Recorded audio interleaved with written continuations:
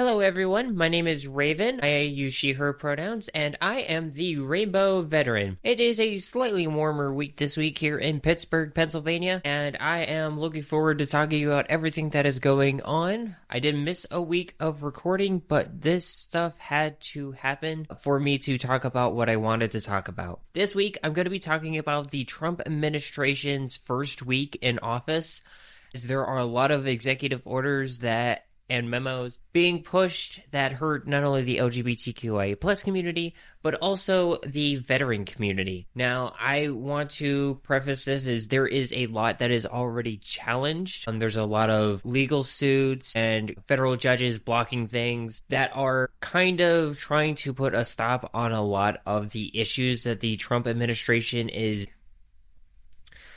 But there are a lot of executive orders, and I'm going to read some chunks of them. I'm not going to read all of them just for time's sake, but I will be kind of going over the important parts, stating the titles, so if you are curious, you can read them yourself, and kind of talking about what is bad about them. As always, you can find me on my social media platforms. I'm on Blue Sky, TikTok, while we still have it, Instagram, YouTube, Spotify. I technically have a Twitter account. I don't really use it unless I'm combating some stupid people online. But other than that, let's get started. So there's a lot. There is, frankly, a lot. And so the first one I want to kind of get into is things are getting messed up for federal workers. And this is affecting care at the VA. So what I'm specifically referring to is the hiring freeze. And this is from the first day, titled Presidential Actions Hiring Freeze. I'm not going to go to the first half of the first sentences because it's always by the authority vested in me as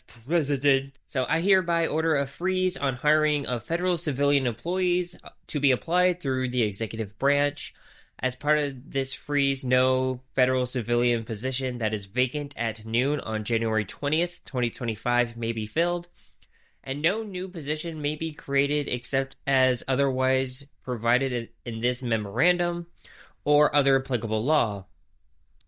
Except as provided below, the freeze applies to all executive departments and agencies regardless of the source of operations and programmatic funding. This order does not apply to military personnel of the armed forces or to positions related to immigration enforcement, national security, or public safety. Moreover, nothing in this memorandum shall adversely impact the provision of Social Security or Medicare, or veteran benefits. In addition, the Director of Office of Personnel Management, or OPM, may grant exemptions from this freeze where those exemptions are otherwise necessary. Now, it goes on to talking about this is only a 90-day, there's a 90-day window from the memorandum where the Office of Management and Budget, or OBM, with OPM, and the Administration of U.S. Doge Service, is which they renamed it, the USDS, shall submit a plan to reduce the size of the federal workforce through quote-unquote efficiencies, because this part here, I'm going to go on a little tangent. This part here is they didn't actually make Doge. They could not make Doge because technically they need Congress to create a new position in the government. And they can't do that because they don't have enough leeway. They just barely got Pete Hegseth. It was a tiebreaker to get Pete Hegseth to become Secretary of Defense. And that's a big issue here. So they don't have enough people to create a new government position like this. So they just took United States Digital Service and are kind of revamping it into Doge in a way, because there is a specific executive order. I don't think I have it in my show notes, but I do want to talk about it real fast. Basically, the USDS became the United States Doge Service, so they're basically fixing the computer, but they're literally doing what Doge wanted to do, so they're not even actually doing what the USDS originally was supposed to do. On paper, it states that it's pretty much just going to be more of the IT and computer side, but we all know that's a bunch of bullcrap. So, all right, so going back to the hiring freeze. The problem with this, it does state that there shall be nothing that adversely impacts veterans' benefits, yet it doesn't state anything about care. Now, I'm going to preface this with some jobs like nurses have been set on a hiring freeze occasionally with the changing of presidents. It's not, a lot of people say it's super common. It's not. It occasionally happens, but there was already a hiring freeze before the election results because that's kind of when it starts. But they still take in information and basically say, hey, we're going to get the paperwork started. So once the next president comes in, we get our, kind of ducks in the row. Then we could actually, start doing the hiring side of process. And so this is weird to me because, like, on USA Jobs, where if you don't know, that's where all federal jobs are kind of like found for the federal government, and even some state jobs as well. That's how you get a government job. It's like Indeed for government jobs. All VA hospital positions are dropped. Everything. So claim worker, like the claim raters, they're gone. There's no federal VSO positions, like working for the city or a state. There's no doctors, no nurses, no caseworkers, not even the cafeteria employees. It's literally, when I went to USA Jobs, it's literally just medical. Any medical position is for the military bases. So I don't understand how that's not hurting veteran benefits. And that's the thing I don't quite understand. So, and a lot of people are kind of already seeing this and calling it out. But the thing that I don't get is a lot of VA hospitals, especially in the rural areas, they're unfortunately not as well funded as some of the metropolitan areas. So they are already struggling with retention, keeping people on board. They're already having struggles with staffing issues even before this. And now this is just going to make it worse. Because now you have people who are leaving for X number of reasons, or, either promotion and transfer or just getting out of the area, wanting to help people more. Because we can all agree, rural VAs suck. Like Altoona VA Hospital, it's not that great. State College is also but State College is a little bit more of a metro area because of Penn State than Altoona is. But we can all agree those VA hospitals are not the greatest. But now you have those who are already struggle busing having even more of a challenge trying to get replacements for people. Okay, on to the next one here. So this one here is restoring accountability to policy influencing positions within the federal workforce, including by authority vested in me as president by the Constitution and the laws of the United States of America, including sections 3301, 3302, and 7511 of Title V United States Code, I hereby ordered as followed. Section 1, Purpose, Article 2 of the United States Constitution vests the President with the sole exclusive authority over the executive branch, including the authority to manage federal workforce to ensure effective execution of federal law. A critical aspect of the executive function is the responsibility to maintain professionalism and accountability within civil service. The accountability is solely lacking today. Only 41% of civil service supervisors are confident that they can remove an employee who engaged in insubordinate or serious misconduct. Even with fewer supervisors, 26% are confident that they can remove an employee for poor performance. It goes on about accountability and all the lingo of trying to justify basically creating Schedule F employees again. So essentially, I'm actually bringing up the federal worker rights website. So a Schedule F employee is known as a schedule or policy or career. It's a federal category established near the end of Trump's first administration and was rescinded by Biden, and now was brought back again by Trump. So essentially, to understand what Schedule F is, and I'm reading this from federalworkerrights.com, government employees fall into two categories: competitive service and exempted service. Competitive service is a default category for federal employees. Employees in competitive service have various jobs, protections, and rights, particularly after they complete their prohibitionary period. For example, if they are terminated or suspended, These employees can appeal to the Merit System Protection Board. However, exempted service is a separate category in which employees often have fewer rights. Although some exempted services employees may also appeal to adverse employment actions, many cannot. So that's a big thing, okay? So if you want to think about it in, I'm going to explain this like blue-collar work. Competitive service are the union guys. They have this thing where you have to have a certain amount of things to be fired, right? Being a federal worker, there's a lot of red tape, and a lot of it is basically there to protect the federal employees, and those systems are put in place because of bigotry of our yesteryears. So a lot of it is basically, all right, you got to have so many things of screwing up to get fired, because sometimes even just like having one mistake and having a jag-off of a boss used to be able to fire you, especially if you're an exempted service. That is something that can fire you. But, like, this is to, like, kind of train people, fix them, correct them. Like, you know, if you want to think about a military, like, it's... Some eras of the military, one Article 15 was the end of your life. Now, currently, because of retention issues, there's some, what we're gonna say, chronic Article 15ers. That they're just shitbags that fucking constantly get fucking Article 15, but you have a retention issue, so you can't really fire them. It's kind of like in that sense. Schedule F is a new category of exempted service employees. Currently, the law provides for 5 groups to be part of the exempted service, which is referred to A, B, C, D, or E. In an executive order in October 2020, Trump established Schedule F as a new category and defined Schedule F to encompass positions of a confidential policy determining, policy making, or policy advocating character not normally subjected to change as a result of a presidential transition. Prior to Trump's executive order, the exempted services already included some of these job functions, or at least in theory. However, the executive order established a new process requiring agencies to recategorize employees in a Schedule F. Thus, the executive order appeared designed to move a significant amount of employees into a new category where they would lose essential job protections. And this is where the big issue comes into play.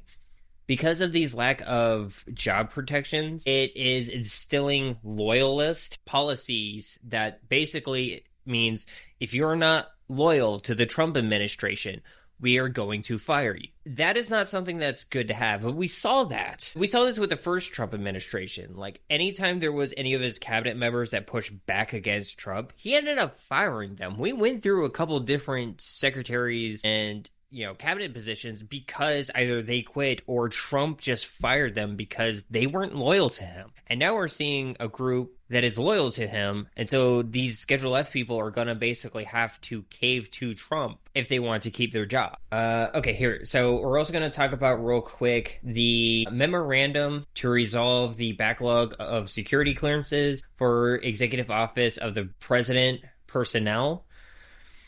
Okay, so this one's a memorandum. The Executive Office of the President requires qualified and trusted personnel to execute its mandate on behalf of the American people. There is a backlog, quote unquote, created by the Biden administration in processing of security clearances of individuals hired to work in the Executive Office of the President. Because of this backlog and the bureaucratic process and the broken, quote unquote, broken security clearance process, individuals who have not timely received the appropriate clearances are ineligible to access the White House complex infrastructure and technology and therefore unable to perform the duties for which they were hired. This is unacceptable. Okay, so let me break this down. There are certain people, like fucking Elon Musk, who could not get security clearances set up even before they were officially made into the position. So it's a Doge state to Secretary of Doge, right? That is an issue, not because of Biden. That was an issue because Elon can't get security clearances. This system has been put in place. Hell, I had to go through this system. When I was in the Navy, I had to get, I believe, level 3 security clearance because I was IT. I actually had to do that through basic. I got an interview from an FBI agent because of my paperwork form because I misunderstood what foreign nationals were. Like, I don't think they understand really what's going on. So the quote-unquote backlog is just the system doing what it's supposed to do. It's making sure that we have who are running our government and working for our government are actually going to protect our government and our security, our secrets, and make sure that nothing gets leaked to foreign adversaries or even our allies that they're not supposed to be sharing with. And so that's a red flag to me, honestly, because, like, there's a reason Musk can't get security clearances, and it's because he's so tied in with other foreign governments, and it's just it's a fucking shit show. Let me just say that it is a shit show. Elon's a shitbag. Let's just put it that way, and not even like a good shitbag. Like, he would have been kicked out first week of basic. But, like, that's the thing is, like, he just wants to push his people through the security clearance thing so he can get what he wants to do done. And that's not how the system works. Next one here. Yeah, this one is so stupid. A return to in-person work. Heads of all, I think this one's technically a memo. Heads of all departments and agencies in the executive branch of the government shall, as soon as practicable, take all necessary steps to terminate remote work arrangements and require employees to return to in-person work at their respective duty stations on full-time basis, provided that the department and agency heads shall make exemptions they deem necessary. This memorandum shall be implemented consistent with applicable law. Okay, let's fucking talk about this, because this is so fucking stupid. I don't think a lot of people realize how much telemed stuff has helped the VA and having remote access nurses, psychiatrists, therapists, psychologists, caseworkers, social workers, has helped the VA, especially the fucking rural VA. So, I want you to think about it this way. I'm going to use Altoona's VA hospital. Actually, no, I'm actually going to go even smaller. I'm going to go to the State College VA hospital here in Pennsylvania. The VA hospital in State College is basically a little bit bigger than the average elementary school. It is a small building, right? Smaller than a Walmart. I would say in between a Walmart and a Dollar General. It's kind of like that, right? So they don't have the space to expand. They don't have the resources to expand. So how are you going to help veterans in rural areas where you don't have the space to expand, you don't have the resources to expand, but you have a lot of veterans in that area? Because you have veterans that are going to Penn State, you have the veterans in all the surrounding counties, so you have, like, rural, central, yeah, pretty much all of rural central Pennsylvania. You got Bellefonte, Clinton County, Center County, I think technically a little bit a part of Lycoming County. But, like, think about, like, if you look at Pennsylvania, just put a big circle in the middle. That's Altoona and State College. And if they don't have the resources, you're going to have to drive to either Philly or Pittsburgh, which is 3 to 4 hours either direction. So, or maybe Harrisburg. You may have to go to the Harrisburg VA. But every time I hear something of people having to do some really big stuff, they're not going to Harrisburg. They're going to Pittsburgh or Philly. So what's the solution for this? Remote telemed professionals. They are not in an office because they do not have a space for the office. Or they have a rotating office schedule where they're in an office every now and again. They share an office. It's like sharing racks in the Navy. And they just constantly rotate that office. And then when they aren't in that office on that set day, they are home in their work office at home, providing care for people.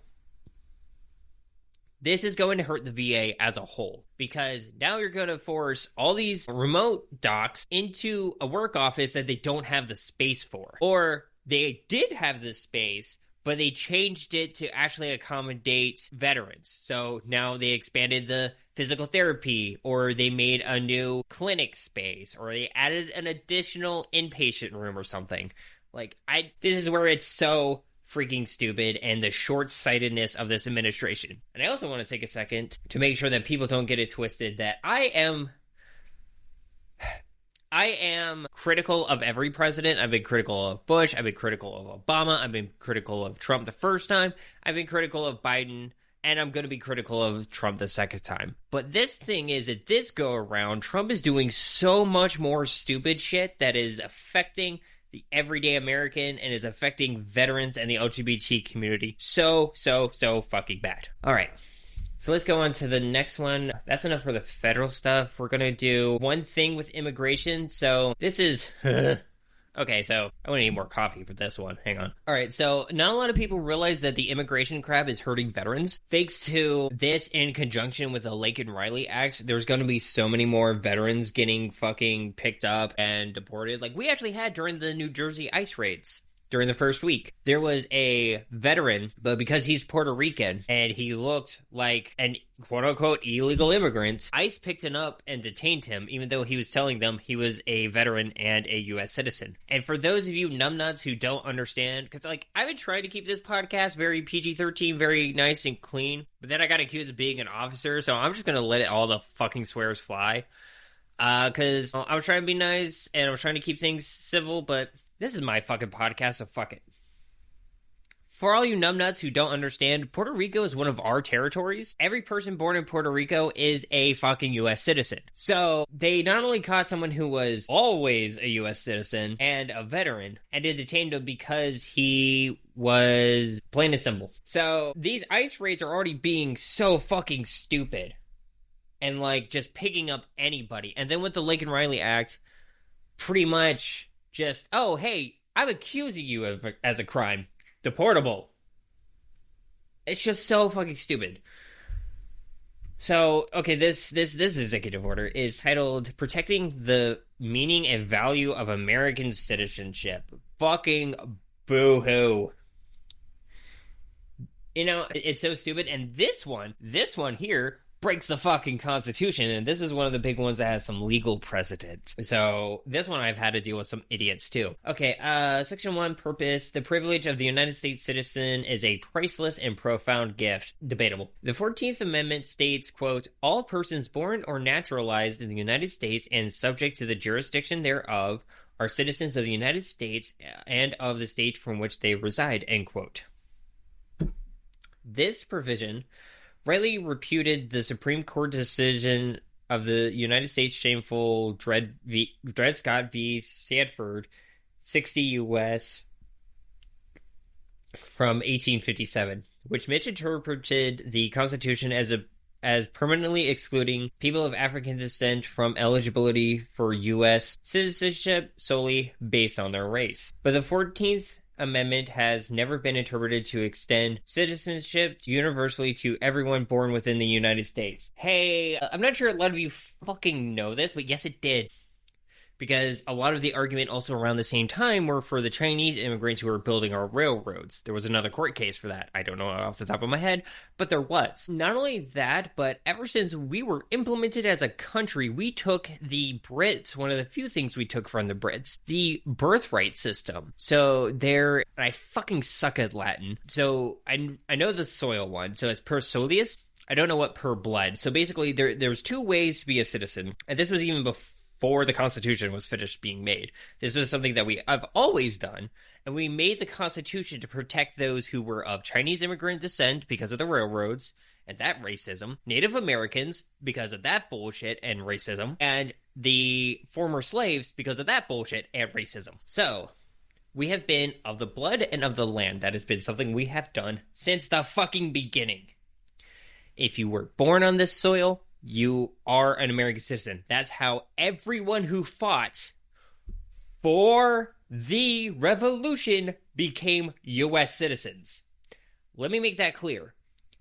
Because of the soil, if you were, say, George Washington's son, you were born in the colony, that's how George Washington's son became a fucking citizen of the new United States. Fucking shocker, right? It just drives me batty that the people don't understand this. And then people also fought the jurisdiction within of. Okay, jurisdiction where if of. So say if,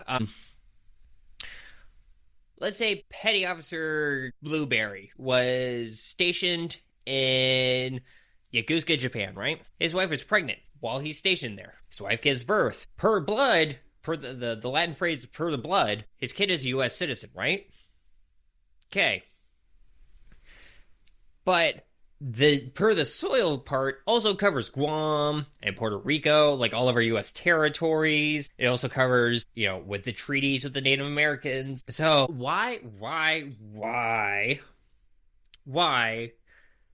is this such a fucking huge debate? And it is unconstitutional. Like, we've already gone over this, and I know why he's trying to do this. Because it is basically trying to bring it to the Supreme Court to try to fight against the U.S. Constitution and put it through Congress to make an amendment to basically say that anybody who's born here who has illegal immigrant parents can't have anchor babies, but his fucking kids are an anchor baby. Elon Musk's kids are an anchor baby. Like, fuck out of here. That hypocrisy bullshit. Yes, so, okay. So now I'm back in my show notes because I was just doing all this off the top of my head. The Immigration and Nationality Act also pushed a person born within and subject to the jurisdiction of the United States acquires U.S. citizen known as jus soli or right of soil. This includes territories of Puerto Rico, Guam, North Maria Islands, and the U.S. Virgin Islands. The subject to the jurisdiction of clause excluded Native Americans at the time. I still think it technically kind of does, but this was back in 1857, or a little after the 14th Amendment was made. Living under tribal sovereignty and U.S.-born citizens of foreign diplomats, but birthright citizen was later extended to U.S. Native Americans, subject to by, and this is the name of it because of the time, the Indian Citizen Act of 1924.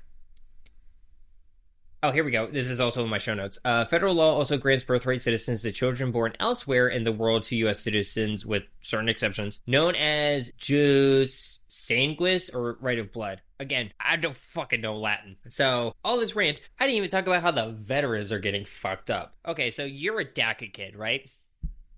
Let's do this one. Or I don't fucking know. Edit that last DACA part out. All right, so you're a veteran, right? Your parents came over here trying to get citizenship. They're working on a green card. They're not fully nationalized. But you're born here. Congratulations, you are a U.S. citizen. Like every other fucking country, that's how it works, right? So, you're born here. Let's just say, you grow up, you're fine. You're an okay kid. You said, you know what? I'm going to give back to this country that provided to my parents who just got naturalized in my early 20s. And I'm going to give back to this country that helped us get us out of a bad situation, right? That most likely the U.S. caused historically. So, we get out of a bad situation. I joined the U.S. military. I'm a United States citizen. I was born here. I served my country. Say you get medically discharged. You don't do all 20 years, but you were planning to be a lifer. So you're medically retired. You're living your life, you're doing your thing. Now, all of a sudden, like, say, you're trying to get some help. The pills from the VA aren't doing enough, right? Let's say that. You live in a state where medical marijuana is not legalized yet, but you're using cannabis, right? You get deported because of this. And now you're in a country that you've never been in. You've never known where you are, and you're trying to fight the legal system to bring you back home for the country that you fought in. Sounds like a weird hypothetical, but that happened. And it's fucking ridiculous that we actually have this happening. But also, if we're going to get rid of the right of soil, how many service members are we going to kick out? We're already having retention issues, and you want to take a chunk of our military out of service? Like, tell me how that makes sense. Alright, so now we're going to go into more of the fun parts. The big cream of the crop of what a lot of the administration is that is doing that's going to affect not only LGBT people, but veterans. So we're going to go to ending radical and wasteful government DEI programs and preferencing. Okay, let me put this into a real quick perspective here. DEI is a newer program that was basically made by the Biden administration, right? Not a lot of people realize there was already advocacy work and things going on that helped people, made people feel more comfortable. And the Biden administration basically just gave that a big governmental thumbs up, right? That's essentially what DEI is. Actually, I have show notes that I'm actually going to talk about that. Okay, here we go. So why is DEI important? Actually, do I have what is DEI? Okay, I do. So why is DEI important? DEI promotes a sense of belonging by helping people feel like they belong by providing resources and opportunity to thrive. This is basically just saying, hey, this is the reason why the government's doing these things and training for, like, how to spot racism and bigotry. You know, like how when you're doing onboarding and they have the sexual harassment training, everything, or SHARP, this is another thing that they're doing. It just helps people of different races and backgrounds and genders do this stuff. So it's providing training and resources for people to recognize hate. Oh my god, think the issues that causes. Nothing. Oh no, you have to get paid to sit there for an hour and just get, told how to recognize hate. You're sitting on your ass getting paid. Like, grow up. And it had things that allowed the federal government to, promote things like Black History Month, anti-Asian hate awareness, LGBT, awareness, Pride Month, Transgender Awareness Week, Pacific Islander Heritage Month, just things like that. And I know I screwed up the Pacific Islander one because that's a bigger chunk of something, but I'm not drawing it off the top of my head. I do apologize. But, that's DEI. And we had that stuff with the federal government even before the first Trump administration. DEI just made sure that it was a thing, and we had a specific section focusing on that. DEI also reduces biases and helps eliminate unconscious biases and discrimination practices in the hiring process. This is where people say, oh, it's affecting it, and we're going to go back to morality-based hiring. We were already at morality-based hiring. This just basically gave a boost. This was like a steroid injection to the Equal Opportunity Employment Act, because it allowed supervisors to be trained to recognize their unchecked or unconscious biases that they may not know they have had. But do you know who benefited the most from fucking DEI stuff? White women. Yeah, white women were the more beneficial ones out of this. I think it's 63% stake in DEI benefits were white women. But DEI and DEIA also help with people with disabilities. And guess who benefited from that? Fucking veterans. And improved employee morale. DEI can improve employees' morale by exposing them to diverse perspectives. My Navy HR already had some stuff where you could, learn about people of different cultures, especially during these heritage and awareness months and days, weeks, and it was already a thing. DEI just made it better. DEI provided extra resources and stuff. Fucking go figure. Encouraged innovation by providing a space where people from different backgrounds could share their ideas and perspectives. It made people feel more safe and welcome to share stuff. And it promoted business ethics by creating, a space where everyone, regardless of their background, could participate working somewhere and knew they wouldn't get affected by biases and discrimination. Oh my fucking god. That's a horrible fucking thing. And it's not saying there was no merits taken to that, because of course there was. Because, if you're a shitbag, you're not going to get hired because you're a fucking shitbag, regardless of your background. But DEI and boosting EEOA boosted the fact that someone's background was not the thing that was an issue. It was their character or their resume or the fact that they're a fucking shitbag. So, okay, going back to, because I got a lot on this DEI stuff. This is a big chunk of my notes. And I will say some of it has changed, and I figured I'd just get the recording done now. So, let's go through this. Okay, so section 1 of it says, purpose and policy. The Biden administration forced illegal bullshit. It's not illegal. And immoral discrimination programs. They're not discriminating on anybody, going by the name of diversity, equality, and inclusion, or DEI, into virtually all aspects of the federal government in areas ranging from airline safety to the military. This was a concerted effort stemming from the President Biden's first day in office, where he issued Executive Order 13985, quote, advancing racial equity and support for underserved communities throughout the federal government. Oh no, we learned more about people and how to better help them be part of our government so we can work to make sure that everyone is in the fair treatment of all. That last line that's in our Sailor's Creed, Navy? Imagine fucking that. Pursuant to Executive Order 13985 and follow-on orders, nearly every federal agency and entity submitted a equity action plan to detail the ways that they have furthered DEI's infiltration of the federal government. That's basically just saying, hey, how do you plan on doing that? Oh, hey, military, what do you plan on doing? Well, we're going to go and make sure that everyone knows that they are welcome in the military.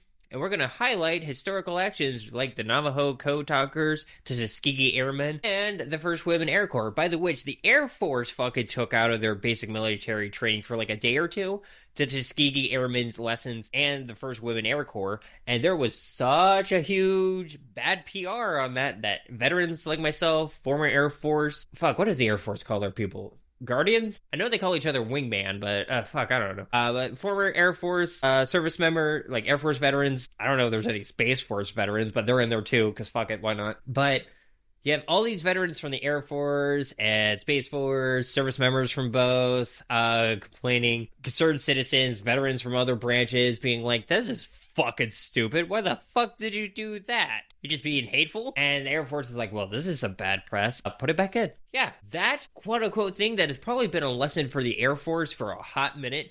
I don't know. I never went Air Force. My grandfather did. But, like, if anyone, went in the last 20 years has gone through the Air Force, let me know that program was in there or not, because I'm pretty sure it is. But, like, every branch has those points where they highlight people of different minority groups and backgrounds and being the first in something and highlighting that in fucking training.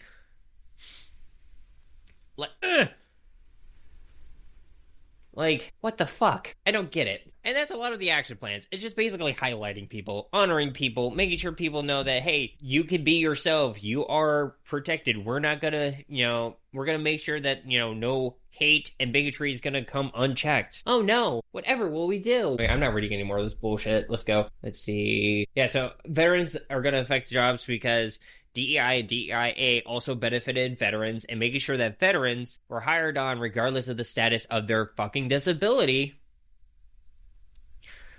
Things that are going on besides the Tuskegee Airmen and First Women Air Corps. The Navy is removing all information and references to cultural heritage months, references to historical figures.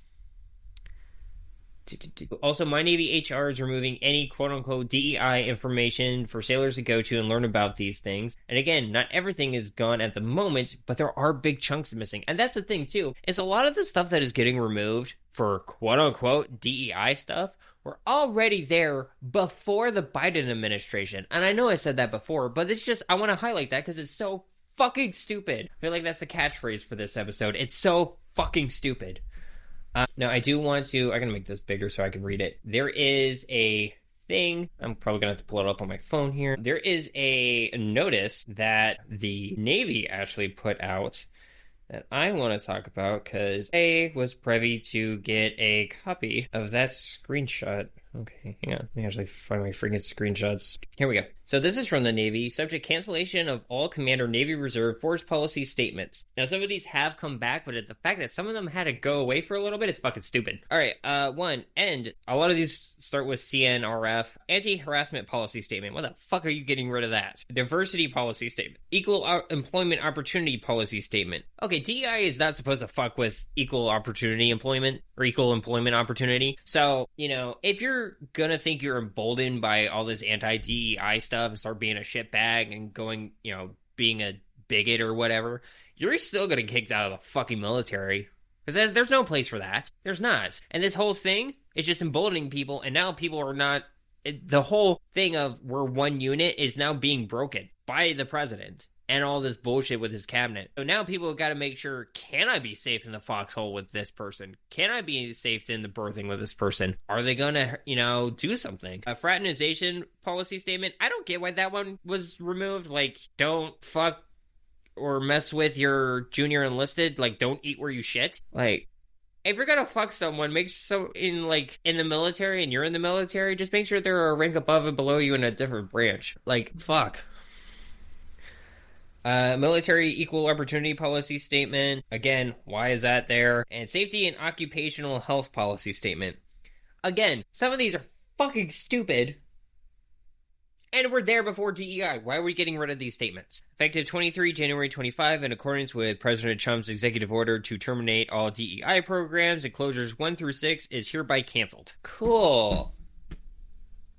So we're going to get rid of these statements that show people what to do and how to recognize things that were there before I even got out of the military. They were there before I even got in the military. And I got in 2013. Fuck, come on, Navy. Now, it does look like I said, equal opportunity is still a thing. Sharps and Sapper are coming back or have not been fully dismissed, which really great that they were there.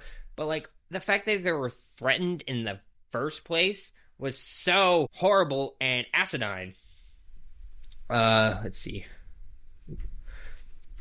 So the Army looks like they're taking out any DI paperwork and programs out of public areas. This was brought up to a mutual of mine on TikTok who brought up the fact that according to some of their friends that are still in the service, that there are people going into soldiers' barracks and removing personal belongings that they believe to be DEI.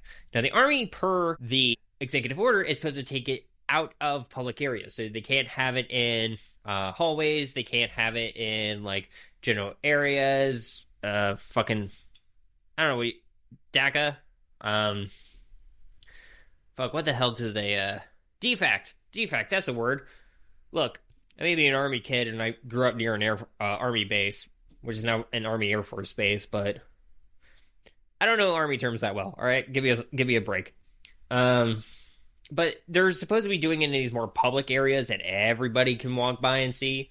Not in the soldiers' barracks. That is their fucking stuff. They have the right to their privacy and to their stuff. Fuck off. But this is the issue. The Trump administration feels emboldened by this. And this is the issue, because now you have soldiers that you just went into their stuff, mess with their stuff, and now are trying to say it's okay because DEI when it's their fucking stuff. I do want to, before I end the whole DEI thing, VA emailed everybody with a certain thing going on. Before I get into this,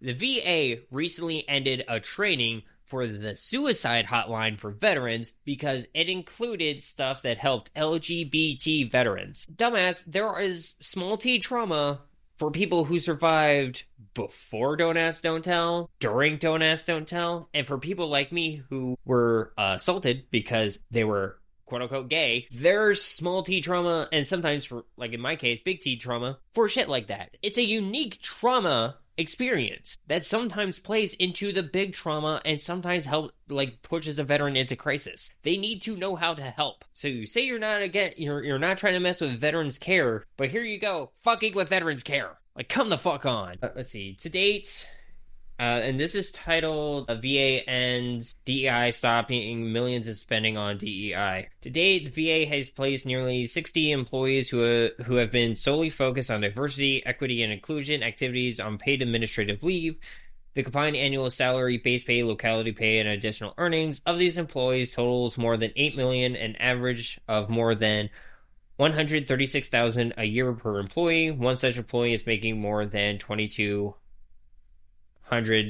a year, or $220,000 a year. Okay, so additionally, VA's identified several contracts for DEI-related trainings, materials, and other consulting services, which the department is currently working to cancel. The combined value of these contracts totals more than $6.1 million. Okay, all right. So we're just gonna get rid of things that help different veterans of different backgrounds struggled through things. So, okay, so we're gonna get rid of diversity, sure. Why do you still have chapel services then for multiple religions? If we're gonna do this shit, why isn't it just one religion? Oh, because the Constitution said so. Okay, cool. Freedom of religion, right? The same vein of fucking idiot understanding that these guys have, the whole anti-DEI bull crap. I think this is the most ranty episode I've ever fucking had. I am drinking coffee while I record this. But still, like, that's the thing that's so fucking stupid to me, right? And it's affecting care of VA. As a trans woman, I get my HRT through the VA. Because I have a high enough rating, all my medications is through the VA. That is now under threat. Pride in All Who Served, which was a program made during the first Trump administration, before DEI was even thought of, to show, honor, and help LGBT veterans navigate the care system that they can get at the VA, is now under threat.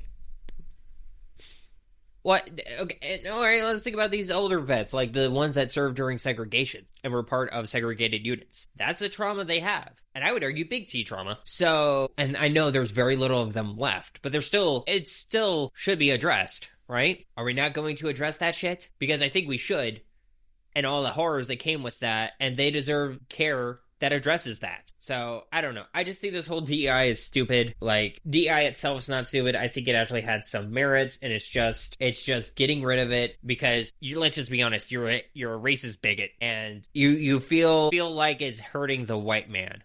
You know, the Equal Opportunity Act also threatened, you know, quote unquote, the white man the same fucking way back in the 70s. Well, actually, that late 60s. I would say late 60s, early 70s, because it was like 67, 68.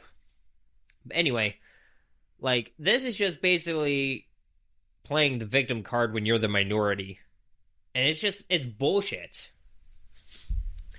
Another one here is ending illegal discrimination or restoring merit-based opportunity. It's pretty much a lot of the same shit I've been talking about before. But basically, this one's going after, federal workers' rights. Now, EEOAC is still a thing. I'm just going to read the first paragraph of the purpose. Long-standing federal civil rights laws protect individual Americans from discrimination based on race, color, religion, sex, or national origin. Civil rights protections served as a bedrock supporting equality of opportunity for all Americans. As president, I have solemn duty to ensure that these laws are enforced to benefit all Americans. Yet today, roughly 60 years after the passage of the Civil Rights Act in 1964, critical and influential institutions of American society, including the federal government, major corporations, financial institutes, the medical industry, large commercial airlines, law enforcement agencies, and institutes of higher education have adopted and actively used dangerous, demeaning, and immoral race and sex-based preferences under the guise of DEI or DEIA that violates the civil rights laws of the nation. Give me a fucking break. I already went on a spiel about this shit, but that is the executive order that goes even further of the shit I was talking about. So, a little historical background. So this removal breaks a system that was set into place from the Lyndon B. Johnson era of the administration era. Especially this protected federal contractors, specifically. There was already protections for federal workers. This boosted that, but it also protected federal contractors because they weren't under the same jurisdiction as the federal employees. It essentially ensured that people who were qualified for any job position would be hired based on their merits, but not denied because of their race, gender, ethnicity, sex, religion, etc. But this also affected Vietnam-era Veterans Readjustment Assistance Act and Section 503 of the Rehabilitation Act, requiring affirmative action by federal contractors to promote job opportunities for veterans and persons with disability. This is fucking over veterans. And not a lot of people understand it. It's like, oh, it's merit-based. Okay, cool. So, you're going to make sure that veterans are hired? Because 1 in every 3 federal employee and federal contractor, guess what, is a fucking veteran, and most likely a veteran with a disability of some sort. And you're fucking them over. Let's see, where was I on my notes? Required affirmative action by most federal contractors to promote the jobs. These statuses remain in effect following the Trump administration executive order. However, the executive order instructs OFCCP to immediately cease holding federal contractors and subcontractors responsible for taking affirmative actions, which means these obligations will presumably be not enforced during the Trump administration, and they could be enforced by a future administration. And that's the thing that's, like, really fucked up, right? So I think there is some lawsuit. I think the ACLU is taking this. But it's basically, okay, cool. You serve this country. You don't have your legs. You want to work for the federal government or a federal contractor in some regard. Well, hey, guess what? They can use that against you now. It's pretty much what this fucking thing says. And while the Equal Opportunity Act kind of covers this was a thing to make sure federal contractors were doing the right thing. Oh, God, here we go. All right, let's go to the trans stuff, huh? Defending women from gender ideology, extremism, and restoring biological truth to the federal government. Now, this one has got some stupid language in it, so I'm going to go over it. Section 1, purpose. Across the country, ideologies who deny the biological reality of sex have increasingly used legal and other socially coercive means to permit men to self-identify as women and gain access to intimate single-sex spaces and activities designed for women, from women's domestic abuse shelters to women's workplace showers. This is wrong. Efforts to eradicate the biological reality of fundamentally attack women by depriving them of their dignity, safety, and well-being.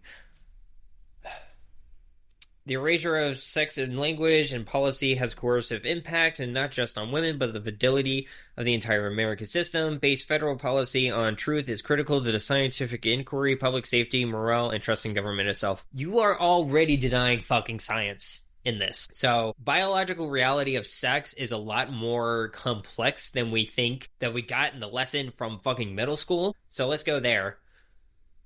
So, I'm not an expert, I'm not a sexologist, I'm not a biologist, I'm not an anthropologist or a sociologist, but I do know sex is a lot more complicated than that. There aren't just two sex categories. That's why you have a thing called intersex.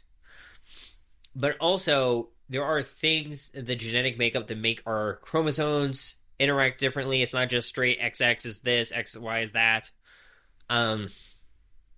And it's a lot of nuance, because the human, everything in science is complicated, and we just dumb it down for kids to get a baseline understanding, and then if they pursue more, I did not that burp, and if they pursue more, then they understand the more complexities. But that's why it's super simple in grade school.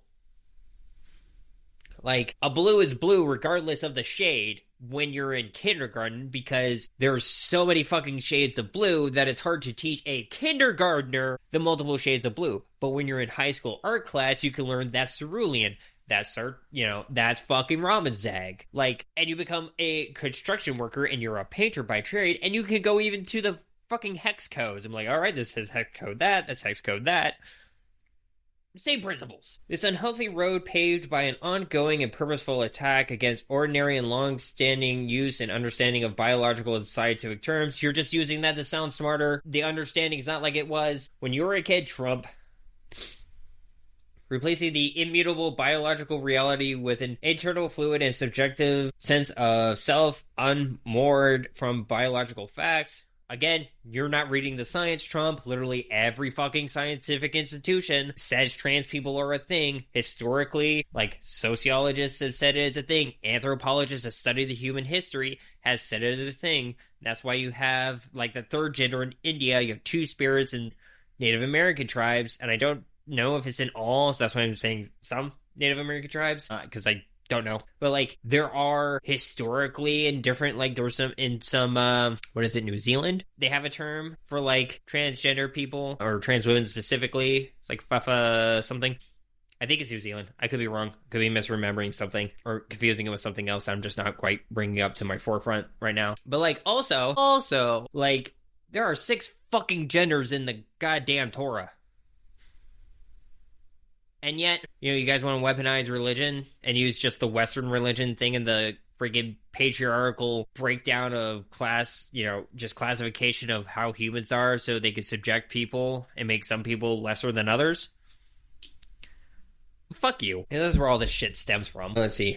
Invalidating the true and biological category of women, and properly transfer laws and policies designed to protect sex-based opportunities into laws, the policies, understanding them, replacing long, stereotypes, legal rights, blah, blah, blah, blah, blah, blah, blah. According to my administration, will defend women's rights and protect freedom of conscience by using clear and accurate language and policies to recognize women are biological female and men are biological male. And it goes into definitions. So before I get into that, it's telling that they're trying to do this because they're trying to use any excuse to invalidate trans people. And before I go into this, I just want to say, if something is so natural, if something is considered unnatural, why do we see it in animals? Like, you can have literally birds, lobsters even, I can't remember, it's something, that are literally split half and half straight down the middle, one size male, one size female. There are animals who change genders or sex, like clownfish, frogs. That's why fucking in Jurassic Park, they have eggs, because some of the dinosaurs turned to women. So let's just get that out of the bat. But also, I want to tell my trans listeners or allies or people who know trans people, it doesn't matter what a law says, you are still valid. You are still human. You are still you, and you are valid. Because the Nazis did the same thing in the 30s. They made it illegal to be trans. And they burned one of the first books and buildings they destroyed was the Sex Institute that actually was trying to figure out the reason scientifically of why trans and gay people were a thing, and they had so many records of the sociological aspect of it, but they were trying to figure out like if there was a genetic component. So let me say it this clear and fully. If they have to make a law stating that you are unnatural, their argument is a moot fucking point. So let's go to these dumbass definitions, right? Hang on, I want to do my Trump impersonation. Sex shall refer to an individual's immutable biological classification as either male or female. Do you really think Trump knows how to talk like this? Like, even when he was signing something, he was like, oh, what's this one? Oh, it's this. What's that mean? Oh, it's that one. Okay. He's a fucking idiot. Trump is literally like the Simpsons movie version of the president that's supposed to be based off of Arnold. The Terminator. I can't pronounce his name right, last name right, so I'm not even going to try. But literally in that line, he's like, I was elected to lead, not read. So pick an option. That's literally what Trump is like. All right, where am I? Sex is not a synonym for and does not include the concept of gender identity. Women or women and girl or girls shall mean adult or juvenile human, female respectively. Men or men, boys or boys shall mean adult and juvenile males respectively. Female means a person belonging to contraception to the sex that produces the large reproductive cell. Men shall mean the person belonging at conception to the sex that produces the small reproductive cell. And this is where all the jokes come in, because it says at conception. So at conception, we're all female. We're all we don't have the other characteristics. It takes about 6-7 weeks from conception for the XX or XY chromosome to start taking hormonal effect into things. And even then, sometimes it's not always the same. Again, referring to intersex people. So this is a twofold thing. So either we're all female at birth, and this whole argument falls flat on its face even further, or this is to give personhood to fertilized eggs, essentially, which is gonna fuck up it's gonna fuck up IVF shit a whole heck of a lot. It already has in some states. So yeah, that's a whole bunch of bullshit. I'm not gonna read further into it, but so yeah, that's okay. So going back to the IVF thing, let me actually go back to my show notes. So like I said, it's going to talk about the in vitro fertilization. So if fertilized eggs in the cases, tubes, I don't remember. My little sister was a test tube baby, essentially. So if those eggs who are fertilized, either because of mechanical issues or what, if they have personhood, does that mean the doctors are going to get, and the hospitals get charged with murder if, like, the freezers break? Also, if you have to, I already said that part. I'm also concerned with accessing gender affirmation care in the VA because even if a person isn't trans, a lot of things that are gender affirmative care for trans people was started and has been used for decades by cisgender people. And if a guy has too, let's say, effeminate of a pectoral muscle, plastic surgery. Some of them get binders. Some guys get binders just to make themselves look better. Hey, guess what? That's fucking gender-affirming care. HRT, like if you have low testosterone, there's a program called TRT, or testosterone replacement therapy. Guess what? That same shit trans men use. That is gender-affirming care. So you're gonna fuck up care for not only the trans folks, but also cisgender folks who get it. Like estrogen, like the stuff I take, women go through menopause use that all the damn time. So you're gonna just fuck over our women vets too? Like, I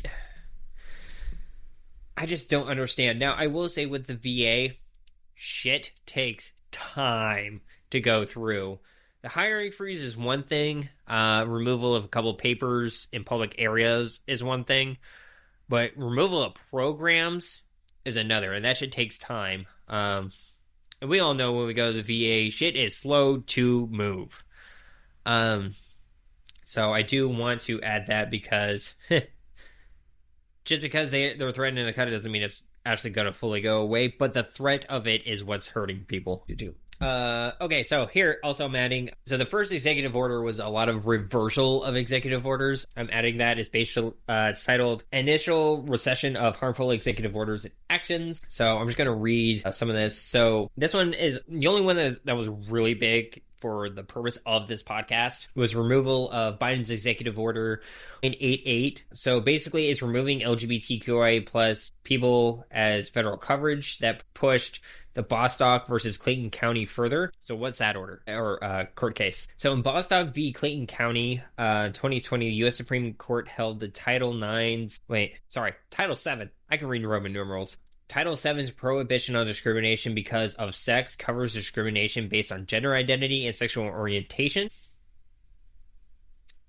And under Bostock's reasoning, the law that prohibited sex discrimination, including Title IX of the Education Amendment of 1972 as amended, the Fair Housing Act, and amended sections of Section 412 of the Immigration and Nationality Act as amended along with the respective implementation regulations, prohibit discrimination on the basis of gender identity or sexual orientation so long as the law does not contain sufficient indictions to the contrary. So basically, if you're being a shitbag and basically saying, I'm not going to hire you because you're trans because of my understanding of sex and gender, that's sex discrimination. Because sex is a fundamental part of the discrimination there, as well as sexual orientation. Like, the whole part of sex is there. Like, you don't think it's okay for someone to love another, let's say, you don't think it's okay for a man to love another man because that's not how it's supposed to work, and men are supposed to be this rugged, ladies man thing. That is discrimination solely based on sex. And now we still have a kind of federal protection, but Biden's Executive Order 13988 pushed it even further and gave it a steroid injection.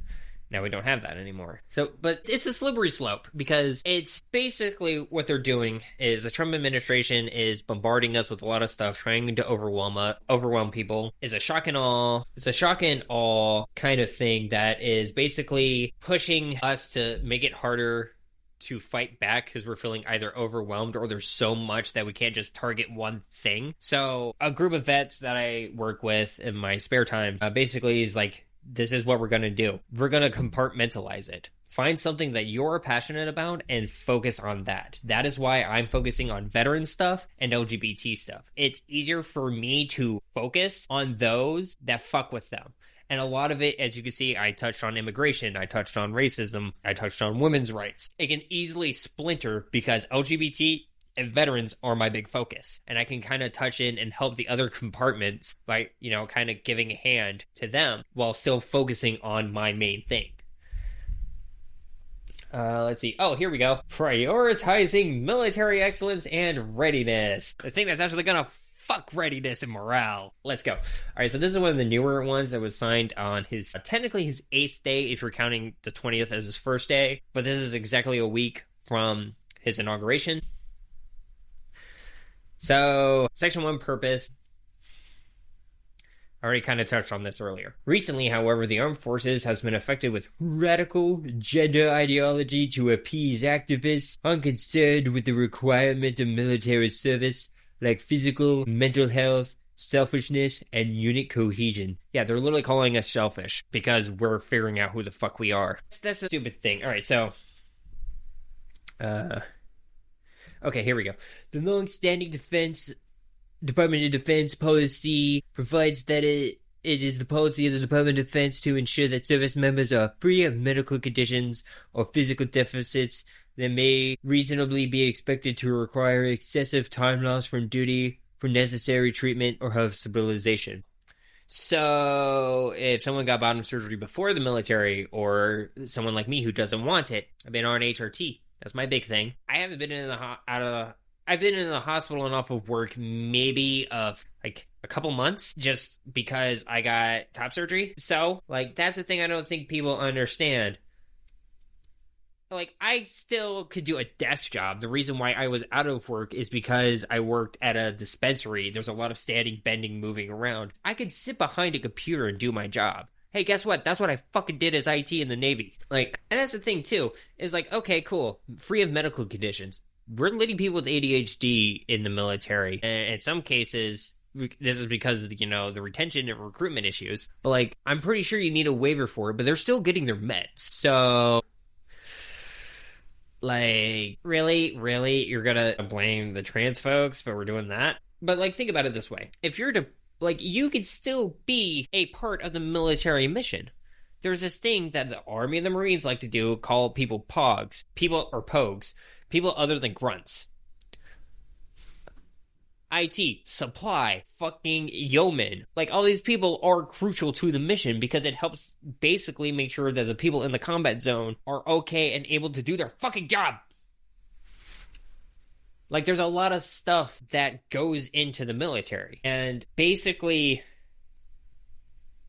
this is so stupid. This is literally just the fucking dumbest thing. Because what it's doing is making it so we're going to fuck over our supply chain. We're going to fuck over our communication lines. We're going to fuck over, like, the mechanics. We're going to fuck over, like pilots. There are trans pilots. And a lot of these are very specialized fields that end up making the combat MOSs, like infantry, their job a lot easier. And, like, it's so stupid. And then the argument of, well, if you're on these medications, you're non-deployable. Yeah, you could be non-deployable and still be in the military. There's these things called fucking, like in the Navy, shore duty, that you can literally help the mission and still do everything because you're on shore. And, like, the Navy's a little easier for this, but, like, you get your medications from a pharmacy. Like, aircraft carriers have their own fucking pharmacy, and the merchant marines and the supply ships help bring them in. Some people still get their medications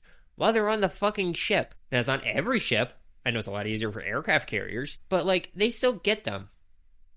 And yeah, if you're in a combat zone, you might not get your medications. That is something, when you're trans in the military, you fucking understand. And probably the only thing they're going to do is, like, all right, we're going to wean you off your HRT so you don't get sick. You're going to go do a combat zone for a few months, and you can go back on slowly. Also, HRT is not a permanent thing you have to be on. Now, if you have bottom surgery, there is a little bit more of a requirement, from my understanding. But, like, not every trans person is going to be on HRT for the rest of their life.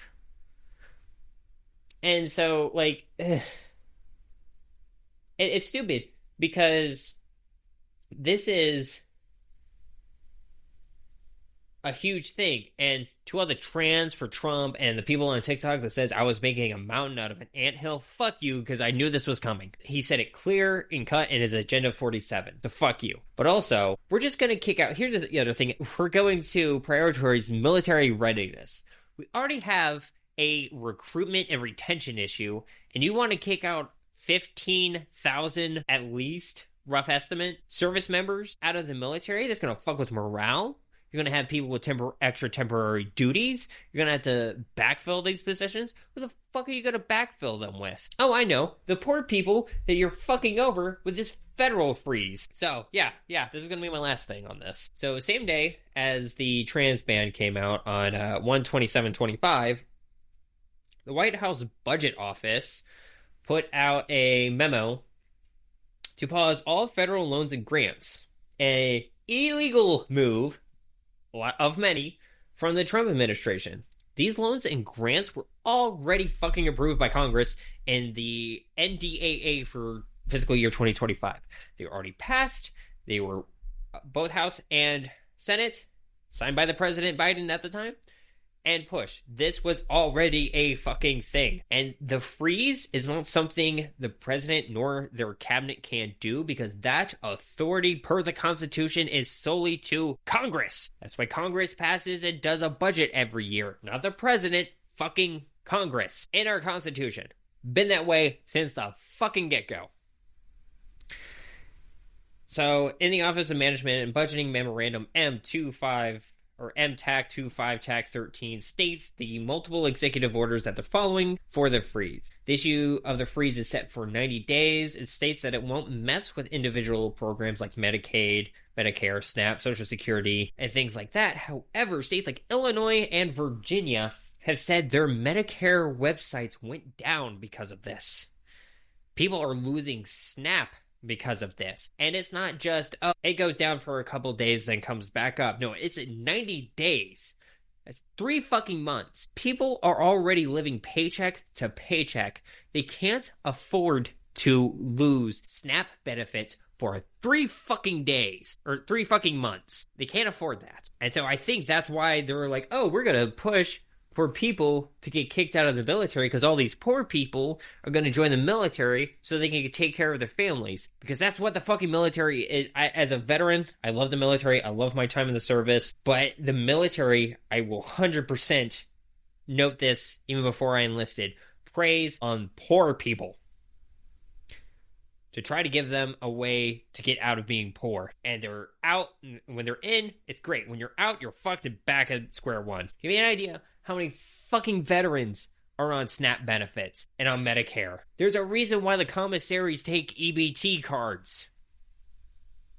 Fucking ridiculous. And there are many programs specifically that get loans and grants that help veterans. Homeless shelters, rehabilitation centers, nonprofits that all help veterans are going to get fucked over from this. The American Legion and the VFW get loans and grants from the government as a 501c because they help veterans. Hell, there's already talks of people's college tuition getting fucked up, but the GI Bill is also under this, and people aren't going to be able to finish college. Things like FEMA, that Trump has already said he's going to try to get rid of. You know, the thing that helped people in North Carolina? Like, it's not a great system. Sure, how about fucking fix it? Disaster relief programs, housing programs, educational programs are going to get fucked over for this. Thankfully, a federal judge has blocked the freeze, and for now, everything that was already approved by Congress is kind of coming back. But this shows the mentality of the second Trump administration has for the next 4 years. They are only interested in helping the elite and not the average Americans. They're only interested in the oligarchy that slowly started to form since the fucking Reagan administration. Now, I said this earlier, and I'm saying this again. I am critical of every fucking president. No president will be perfect, and I know that. But Biden has done so much more to help veterans and the average American, and Trump is just doing so much damage, and he's only been in office for a week. So I'm going to end this episode here. While there are going to be more and more executive orders coming from the Trump administration, I wanted to focus on this first week and the ones specifically that hurt the LGBTQI plus community and veterans in ways that I feel like most Americans aren't realizing. Will I do more episodes on different executive orders? Probably. Now, like I said in my first episode, my podcast is not the Fuck Trump podcast, and it's not the sole purpose of it. I hope to be around long enough to whoever the next president is that I'm critical of them too, especially when they do stuff that hurts either the LGBT community or veterans. But I hope in the coming days, a lot of the Trump supporters and the hardcore MAGA followers are realizing that they supported a man that are pushing for things that hurt them. And as a Southern woman, I hurt for them. They bought into a lie and they were pulled on their heartstrings, and a lot of them are waking up now. Even MAGA grandma, who realized that she was sold a lie. Because Trump's a snake oil salesman. He's a con man. It's my hope that Congress and the Supreme Court will ensure that things that are illegal that the Trump administration is trying to push through that are hurting veterans and minority groups will be stopped like they were in the previous administration. But I don't have a lot of... I have a lot of hope, but I'm also being realistic here, and I could see them doing a lot of bad as well. So I hope to stay on the air long enough to continue this. I'm going to do everything in my power to be vocal. And if I got to get a ham radio and just start broadcasting my podcast on a loop to the masses, I'll do that. I don't care. But as always, I'm Rayven, the Rainbow Veteran. And I just want to remind everyone to stay safe, stay vigilant, stay hydrated. I'll see y'all in the next episode.